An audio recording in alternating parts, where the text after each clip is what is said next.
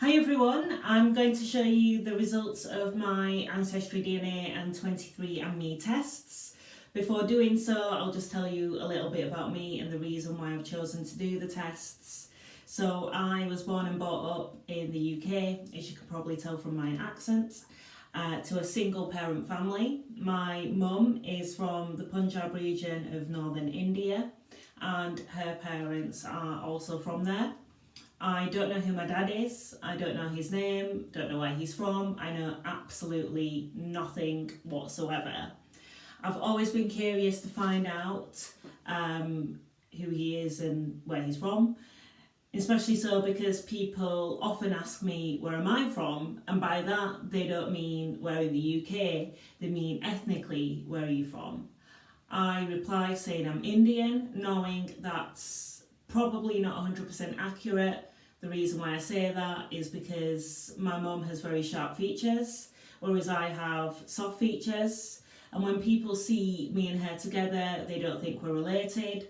People have even gone as far to say that there's no resemblance there whatsoever and have questioned me to think, am I adopted? Which I'm not. So I decided to take the Ancestry DNA test. I got the results back in December and I was surprised. I was expecting the results to say I'm 50% Indian and 50% Bangladeshi, so 100% South Asian. The reason why I say Bangladeshi is because there's been a few things that have been said that make me think maybe that's where he's from. But there's no real proof behind that. But the results came back saying otherwise. I uploaded them to GEDmatch just to do a bit more digging, and then a few months later I decided that I'd do the 23andMe test because I wanted confirmation of the results and I just wanted to test the veracity of them as well. So I'll show you guys the results, and at the end I will provide a conclusion, just giving my opinion of which company I think is better to go with if you are of Asian origin. So guys, I'm going to start off by showing you the results of my Ancestry DNA test. I'll start off with the biggest percentage, which is Southern Asia. As you can see, they've provided a range of 50% to 50%. So my understanding is that they ran the test 40 times, and every single time they ran it, it always returned a result of 50% of my DNA being attributed to Southern Asia, which is what I was anticipating. However, what's not helpful is that, as you can see, it says primarily located in India, Pakistan, Nepal, Bhutan, Bangladesh and Sri Lanka. So it could be any one of those countries. I know it's India, but for someone who was from Southern Asia and didn't have any indication, this is not helpful. It's very vague. Below, there's some information about the countries listed. Okay, so I'll move on to the next biggest percentage, which is Vietnam. Here they've provided a range of 38 to 57%. The dotted line represents the range. From what it says, DNA is attributed to Vietnam. However, below it says also found in Cambodia, Laos, Thailand and Indonesia, which is not helpful. There's a lot of ambiguity there. And below we just have some information about those particular countries and their history. The next ethnicity listed is the Dai people of Southeast Asia, range between 0 and 23%. Dai people being primarily located in China and Laos. In the Yunnan province, which borders China and Southeast Asia. The range here includes 0, which means that there is the possibility that I may not have any ancestry from that region, or I may have anything up to 23%. And then China, 2%, So with a range of 0 to 12%. So again, I might not have any Chinese in me, or I might have 12%. So the results are quite vague. I was hoping that they would be able to specify countries as opposed to just broad regions. I did read that if you have the mix of Vietnam, Thai and China in your results, you could be from Burma, Indonesia, Thailand, Laos, Cambodia,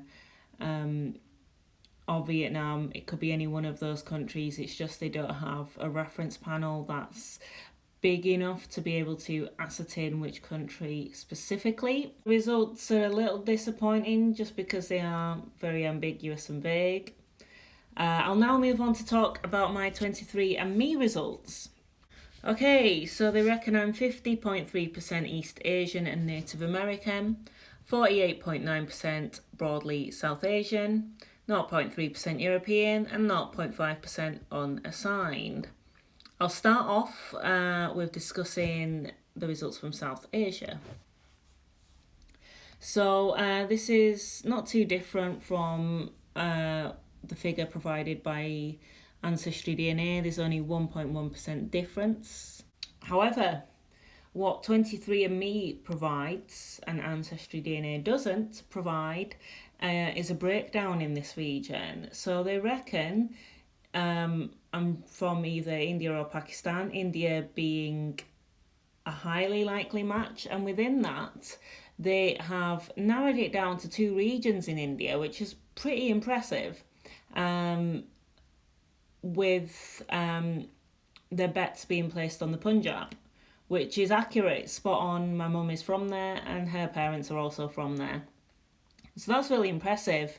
And then Pakistan, they reckon if I do have ancestors from Pakistan, they're from the Punjab region. Punjab part of Pakistan and Punjab part of India border each other. The approximate distance from Amritsar to Lahore is something like 25 kilometres. Hence why the people of both sides of the Punjab look quite similar. My mum does look Pakistani. And that's the reason why. So really impressed with that. And as it says below, we did not detect enough evidence of recent ancestry from Afghanistan, Bangladesh, Mauritius, Nepal or Sri Lanka. So they've ruled countries out and stated 2, and even gone further and stated regions. So really impressed. And below that there is some information about the countries listed, about the food, culture and landscape and history. So let's move on now to talk about the next chunk. Okay, so they've attributed 50.3% to East Asia. We'll start off by looking at Indonesia, Thai, Khmer and Myanmar. For clarification, Khmer refers to Cambodia, which is where, if I'm right, the Khmer people originated from. However, they're unable to specify one particular country here. So that 20.7 could be from any one of those 4 countries or more than one of those 4 countries. Who knows? From what I've read, they just don't have a reference panel that's big enough to be able to pinpoint a country in particular out of the 4 as of yet. So Vietnam, 18.4%, whereas Ancestry DNA attributed 38%. So this is the biggest discrepancy between the 2 results. However, with Vietnam, they've attributed ancestry to 3 regions. The most likely, according to them, being Tiên Giang province, which is just south of Ho Chi Minh City. From some research I've done, I've uncovered that the 2 main ethnic groups from Tiên Giang province are the Vietnamese Kin people and the Khmer people. And I did read that the Khmer people had some influence from India or something. So that is a lead I'm probably going to research more into. And 23andMe have also stated 2 other regions that I may have ancestors from. So again, really impressed that they've been able to whittle down to regions within a country. Especially as in Vietnam there's 63 of them, and in India there's 35. So super impressed by that. And below there's some information about Vietnam, the country, culture, clothing, landscape. So yeah, that's where the biggest discrepancy is. I thought it'd be worth mentioning that the cost of the tests is just about the same. I paid £79 for each. The results from Ancestry DNA came back in about 5 to 6 weeks, whereas 23andMe took 8 to 9 weeks to come back. 10.6% broadly Chinese and Southeast Asian. This is not very helpful. It states they're unable to assign that percentage to any particular country in that region. So it could be that 10.6% could be attributed to Vietnam, bringing the total up to 29%. But even then, there's still a 9% discrepancy between the results given by 23andMe and the results given by Ancestry DNA. And then 0.1% Siberian, 0.6% broadly East Asian and Native American, 0.1% Spanish and Portuguese, broadly Southern European. Not really interested in exploring the smaller percentages. If we scroll down, now this is interesting, and it's not something you get with Ancestry DNA. So it states you had most likely had a grandparent who's 100% South Asian, born between 1930 and 1960. That is accurate. My mum is 100% South Asian, and she was born between the years stated. Okay, 2nd to 3rd generation. You most likely had a grandparent, great-grandparent, or second great-grandparent who's 100% Vietnamese, born between 1870 and 1930. Very interesting. Really interesting to have that insight, to think that I've got a grandparent who's 100% Vietnamese. And then 3 to 4 generations back, I've got an ancestor who's 100% Thai, Indonesian, Khmer, or Burmese. And then further back, Siberian, Spanish and Portuguese. So that's interesting. It's not something that Ancestry DNA provide. Okay, and here we've got chromosome painter. So I can click on any of the ethnicities here, and it will highlight where they found trace of that ethnicity in my chromosomes. And you can change the confidence level. So the results listed here are based on 50% confidence and are speculative, but you can change that. 60%. South Asian doesn't change much, but there's been 6% drop in Indonesia, Thai, Khmer and Myanmar. A small drop in Vietnamese. 70% confidence. Again, a bigger drop in Indonesia, Thai, Khmer and Myanmar. A larger percentage now being categorised as broadly Chinese and Southeast Asian. South Asian remaining relatively unchanged. And with 80% confidence, the figure for Vietnamese and Indonesian, Thai, Khmer and Myanmar gets even smaller. And at 90% conservative, so this is with a degree of certainty, 2.4% Vietnamese, 42.6% broadly Chinese and Southeast Asian, 45.7% broadly South Asian. So the South Asian hasn't changed much at all, but the Chinese and Southeast Asian has. So that's interesting, and it's not something you get with Ancestry DNA. So yeah, it's really cool to see the chromosomes and where each ethnicity sits within them. So that's super cool. With both Ancestry DNA and 23andMe, you have the relative finder. So if there's someone else who has taken the test from that company, you do have the ability to drop them a message, compare results. That can be helpful in finding family members.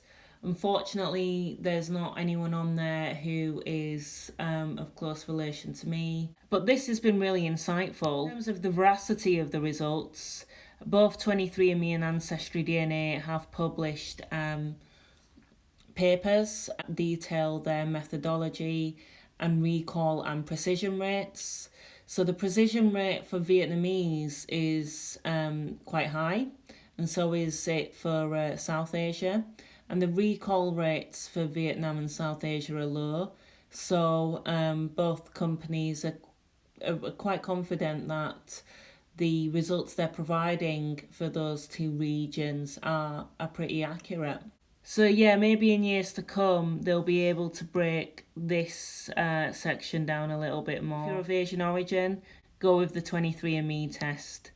It's a lot more detailed and precise, and it just gives you more insight than Ancestry DNA does. So just before I wrap up, I'll just flick between the two, so just as a reminder of what you can expect from both firms. So thank you for watching, and feel free to comment below.